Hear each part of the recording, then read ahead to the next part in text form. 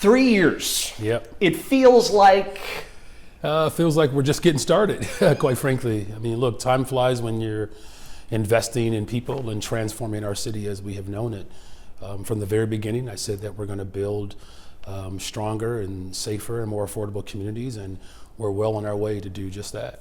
Let's talk a little bit about the news of the day. The CBS News today, a $732 million shortfall projected. CPS leaders say teacher losses will be capped at 4 per elementary school, 6 per high school.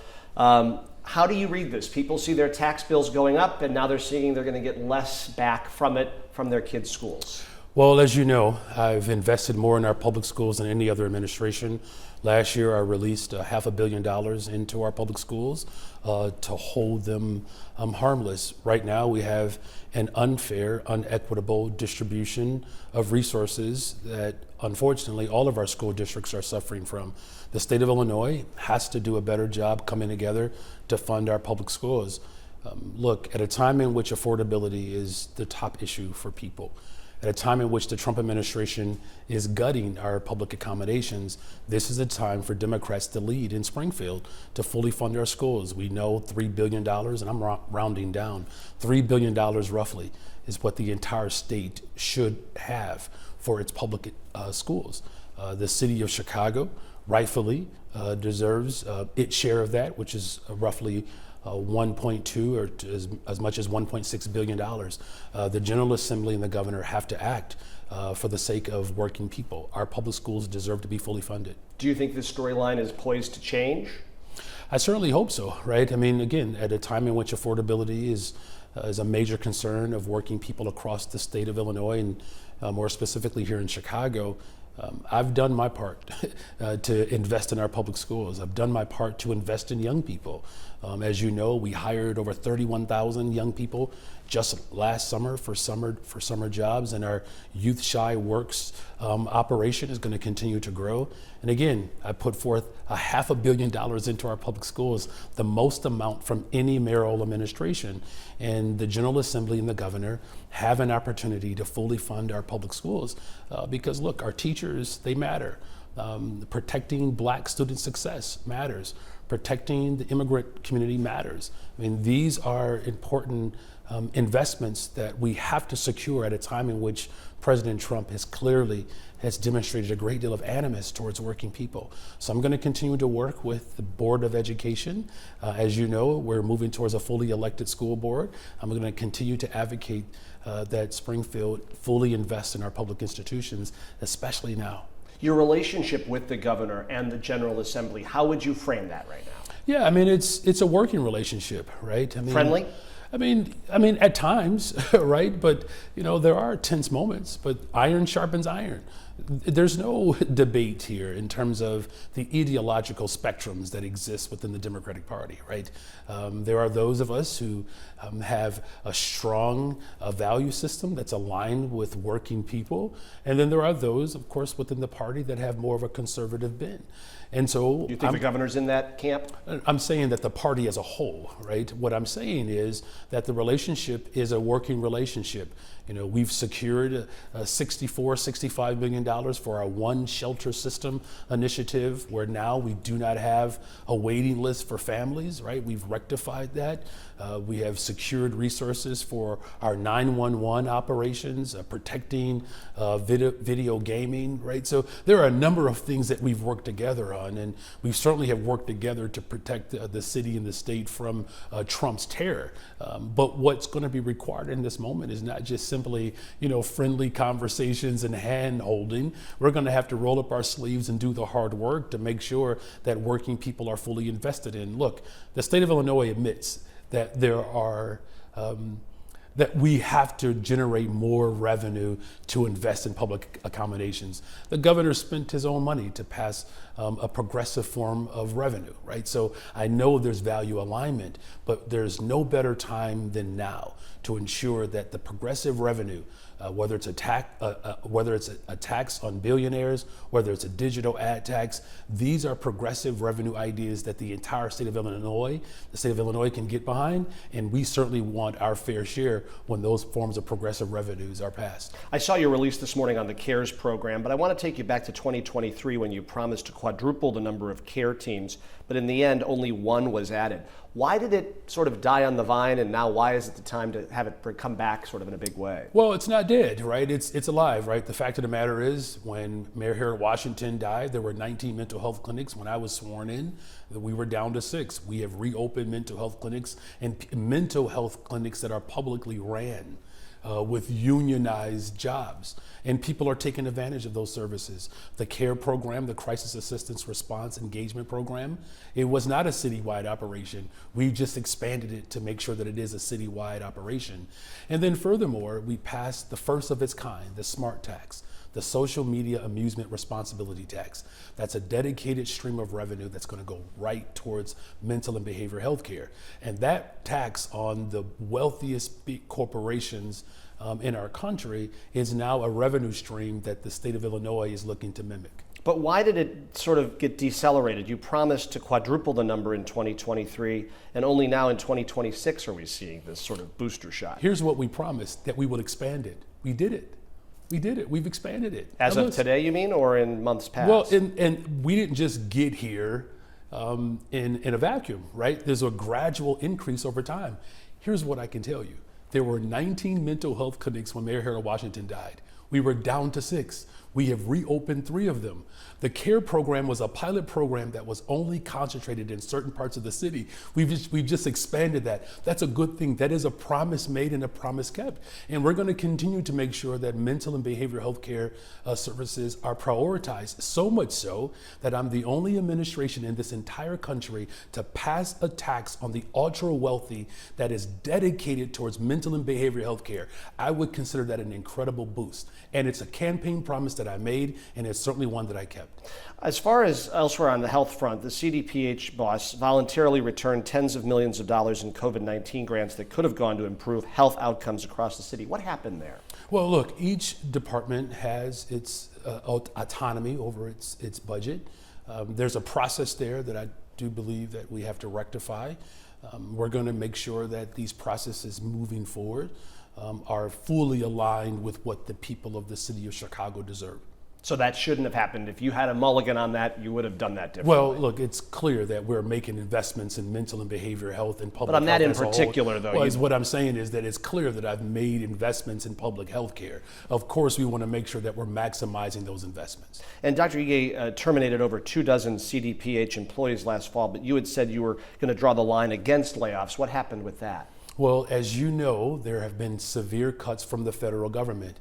Unfortunately, many of our public health dollars are tied to grants, right? The Trump administration laid off people across this country when he gutted our public health system.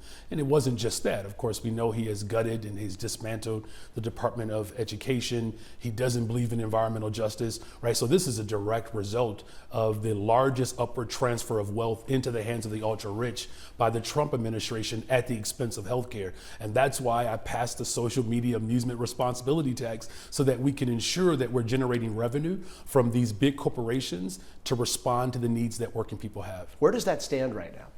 Well, look, we have generated a great deal of revenue. In fact, our conservative estimate that we projected per quarter is it's performing better than what we initially projected. So it's in place. We're taxing those social media companies right now. Yeah, of course. Okay. It's I thought it was going to be tied up in the courts. It is still under litigation, but we're still collecting it. So once we prevail, we won't have to start a process from scratch. And you're confident that you will prevail on that? I'm always confident. Let's talk about violence. The numbers last year were sterling. No question about that.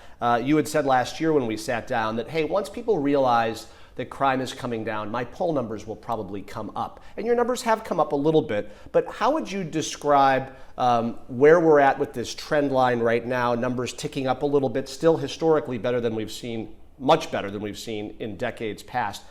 What's your thought right now on violence in the city and that disturbing tick up? Well, first of all, building safe and affordable communities, that's my top priority. It's what I think about every single day, and it's why we're making investments to drive violence down and to create stronger investments so that we can have more affordable communities. Look, I've said from the very beginning, you don't transform the city overnight. I mean, we're talking about decades of disinvestment, right? And so though we were grateful that we saw positive trends, and we're still seeing them. Violent crime is still down in the city of Chicago. There are a couple of categories, to your point, where there's still more work to be done, particularly around shootings. But we also saw the Trump administration remove 30% of the budget from the ATF that is a part of getting illegal weapons off the streets of Chicago and across America. He also cut CVI, violence prevention dollars, by $800 million. And so those challenges that we are working through locally to make sure that we're making those necessary investments to continue to drive violence down. Here's what we've also done. I signed an executive order with the good work of Good Kids Mad City, where we have hired 50 young people who will participate all over the city to help drive violence down. Supervisors that will be year-round.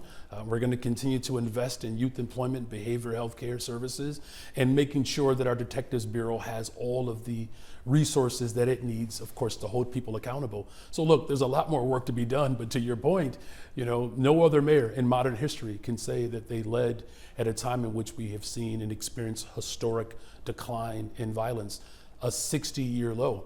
There's more work to be done, and there are more investments to make. But again, you don't transform the city as much as we've worked hard to do that after decades of disinvestment, in which we saw just within the last 5 years where we had 700, 800 individuals losing their lives because of gun violence. It is still very much a severe challenge that we have, but we are clearly moving in the right direction. Those are so tied to your poll numbers. You brought that up last year when I don't know if I brought that up. You said to me, I think people will finally realize that violence is down and that people will be a laggard. I think was the phrase you put. I said a lag, right? But I don't attribute the work that I'm doing to how the city of Chicago views my administration in a moment in time. How do you interpret the numbers about how the city views your success or failure right now? Well, look, I believe that what people will ultimately determine is whether or not their communities are safer and they're more affordable. That's the number we should be paying attention to. A politician's poll numbers, I mean, again, Chris, you know this. When I was running for mayor, I think they had me at 2.2%. And yet here I am, right? So I don't give much attention to those sort of political, dynamics. Here's what I do pay attention to. How many people in this city need investment? Are we putting food on the table? Are we making sure that people have access to health care? Are we creating jobs? Yes, yes, and yes. And I'm going to continue to do that to build safe and affordable communities. To button up violence, the data analytics part of things, the ShotSpotter contract, we're going into the summer season without a real data analytics program. Where are we at on that? On data analytics? Yeah, we do have data analytics. But I mean ShotSpotter in particular. From what I understand, the report came back saying that it might not be a bad idea to bring it back. Whose report? Well, there's stories that I've seen. I'm wondering if you can kind of put a finer point on what your thoughts are on bringing something like that back as we come into summer. Well, look, I believe that, technology that works and that we can put a good use to, I'm always open to that. But the one that you mentioned in particular was a failure. So you don't want to bring that back. That's next day's. It was a failure, right? The OIG, the Inspector General within the police department, outside the police department, the former state's attorney, all said that that system was a failure. At a time in which we're driving violence down, at a time in which we're increasing investment, why would we want to go back to a system that was failing? And listen, let me just be very blunt here. If anyone believes that I'm going to placate or humor the people of Chicago to fulfill someone's stock investment, I'm not going to do that. I'm not going to do that. And under no circumstances should we play with the lives of the people that I've been called to serve and to lead. And you had a system that failed, and now you have individuals that are more interested in their stock than they are investing in people. Who are these people that are more worried about their stock? I mean, I think you could draw some conclusions from that. But just to button up, you are not worried about your poll numbers. That does not keep you up at night. What keeps me up? I'm just about poll numbers. No, what keeps me up is the fact that we have too many people who are food insecure. That's what keeps me up. what But as keeps far as me your up. poll numbers, I'd like to, I use the but word yeah, keeps but you up you at know. night, but I mean, your poll numbers don't give you pause for concern. Why are you worried about that? I'm just asking you, you're both I've already expressed that though. Here's what I'm like. Okay, here's what but I my- mean, you are both a government leader and you're a politician, and we're talking about the vocabulary of politics, And which I'm is talking poll about, and numbers. I'm talking about the people of the city of Chicago. I understand. And their ability to feel safe and affordable in their communities. I am not worried about someone's, consideration of politics in the future. The here and now requires me to invest in people, and that's what we've done. Check this out, a $1.25 billion bond investment for housing and economic development, the largest investment for housing and economic development in the history of Chicago. Our airport, O'Hare, is the busiest airport in the entire world. We're building a brand new hospital on the south side of Chicago. That hasn't happened in 100 years. And you're asking me about someone's political considerations? Not someone's, your political numbers. But we don't have to worry about that. We have to focus our attention on everyday people. And I wish that people would understand that that is the top priority right now. We have a deficit in our public schools right now that Springfield could fix, right? We have challenges right now in Chicago to make sure that we raise the wages of people. We can do that today. That's what the focus has to be on. And that's what my focus will remain. Our time, we're at time right now. Can I get one last thing? I just want to get you on the Bears if I can. Are the plan to keep the Bears here in Chicago, is there a realistic pathway to do what it is you hope to do, keep them here? Yes. There is? Yeah. Can you walk me through that? We've already did it. We did it 2 years ago. It's still the best plan. In fact, have you seen Arlington Heights' plan? I've seen those renderings. Have you seen their plan? I have not. There's only one plan right now, and that's the plan to keep the Bears in the city of Chicago. And I don't know why anyone would try to incentivize jobs leaving Chicago, and particularly when the only plan that we've actually put forth is the one that would not only build a stadium and create jobs, it would be publicly owned. Right now, there is no other discussion anywhere else about the Bears of a publicly owned stadium that would create jobs at the lakefront and around the city and around the entire region. The lakefront is the top tourist destination in the entire state of Illinois. question. And let me just give you Okay. one more point too. Yeah. More visitors have visited the city of Chicago than any other time in the history of Chicago. Right now, under a progressive mayor, a working class mayor, we have historic lows in violence.